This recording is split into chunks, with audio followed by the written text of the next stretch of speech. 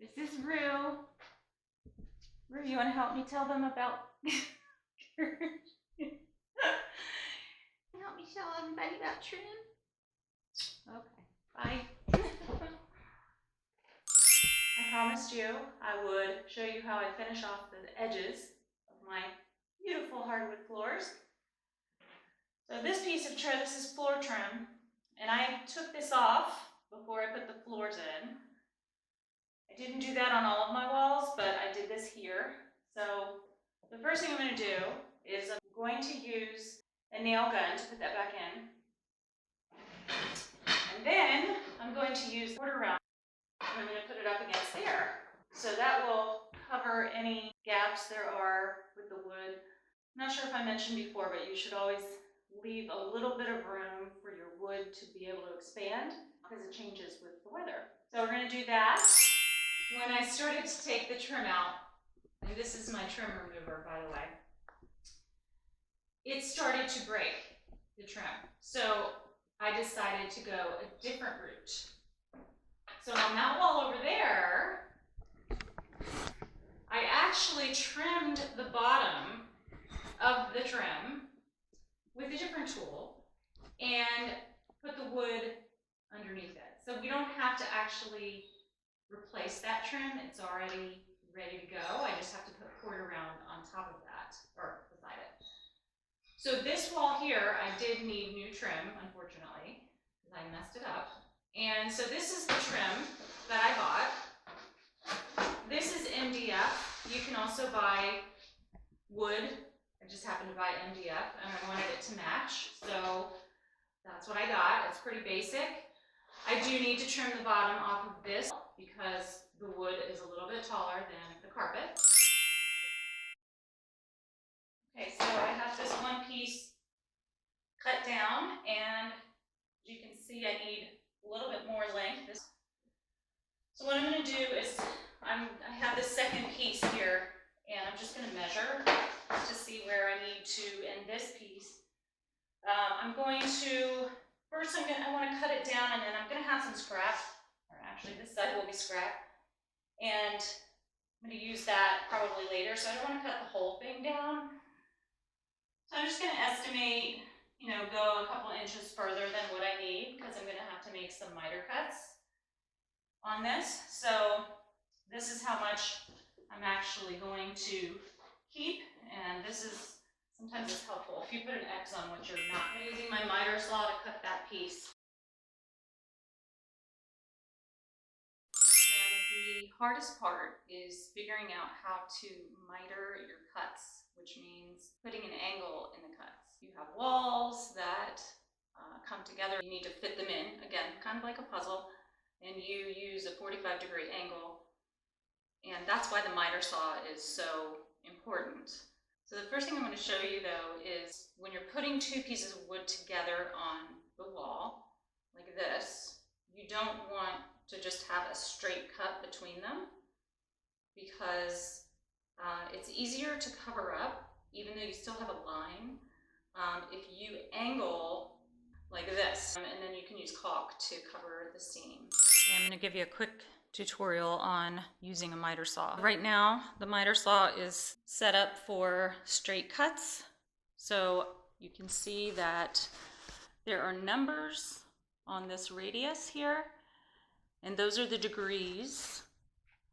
So if you want a 45-degree cut on the right side, you move this piece over and you click it into the 45, and then it will give you an angled cut.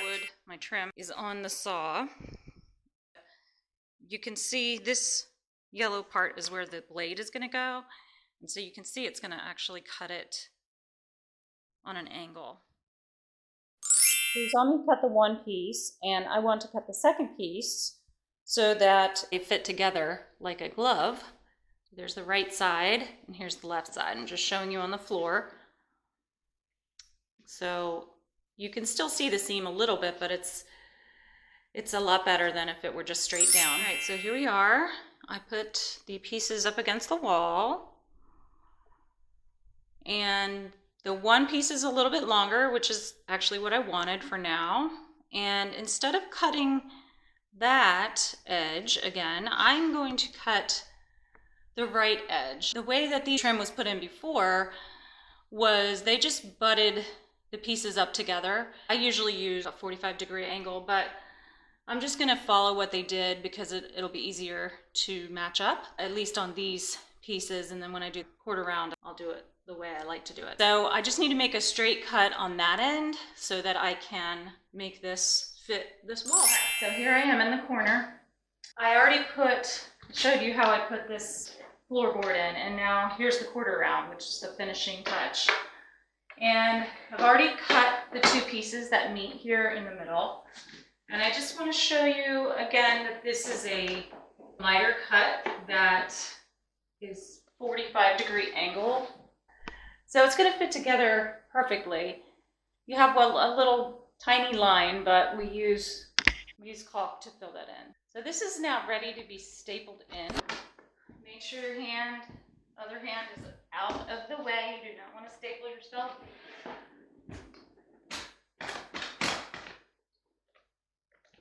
Push in. Fire. I usually go about every 8 inches or so, maybe 12. Depends.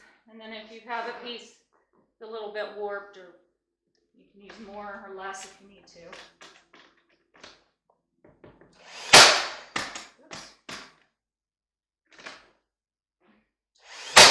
There we go. Usually put one at the end. You can see there are little holes there where the nails go in. And again, we're going to fill that with caulk, so it's no big deal. And we'll fill this seam in with caulk as well so that it looks really smooth and professionally finished, as well as this part up here.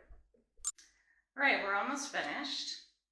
We have all the quarter round nailed down, and now we're going to put caulk in on the seams and in the holes so that it looks beautiful. So I have a caulk gun, and then I have caulk, which, as long as you have something that's durable, there are so many different types of caulks out there.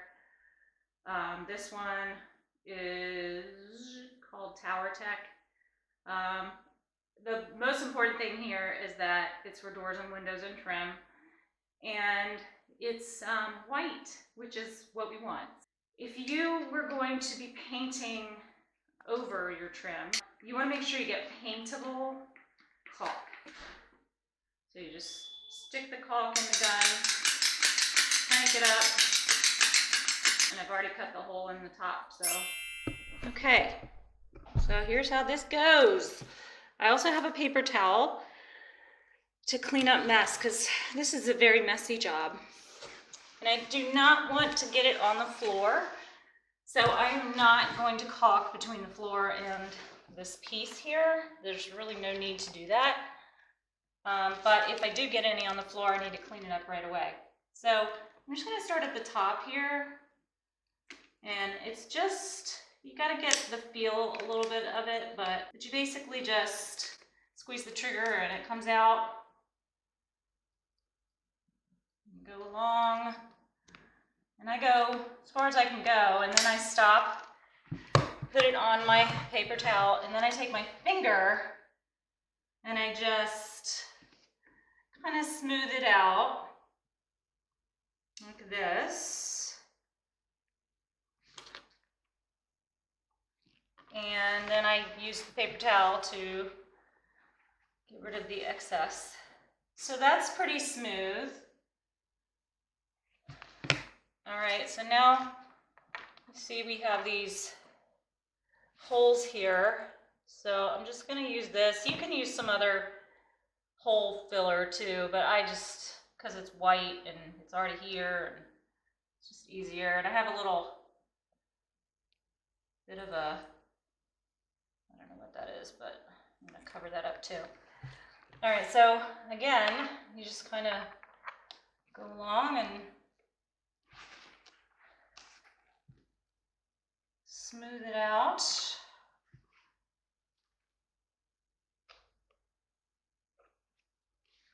Caulking is pretty easy, but it's messy, so just take your time and it'll all look gorgeous when you're done. So then I'm going to take this and I'm going to caulk along here and the side. I didn't do that yet. And then I'm just going to take my finger again and just go over where I caulked and smooth it out. And you have a much more professional look. So I'm going to keep doing that all the way around, and then at the end I'll show you some before and after pictures of this project.